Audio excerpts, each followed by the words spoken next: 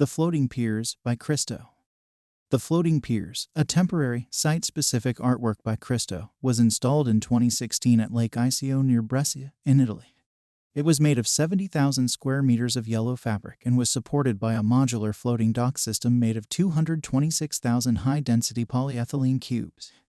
The Floating Piers was first conceived of by Christo in 1970. The Rio de la Plata between Argentina and Uruguay served as their initial location.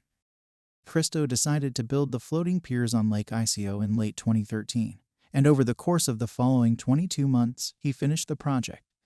It was the first significant undertaking he made following the passing of his business partner and collaborator Jeanne-Claude.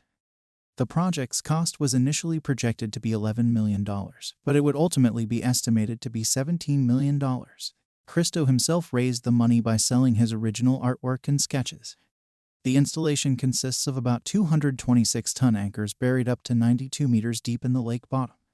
Then, 226,000 cubes were fastened to these anchors, and 70,000 square meters of nylon fabric was placed over them. The installation involved more than 600 workers.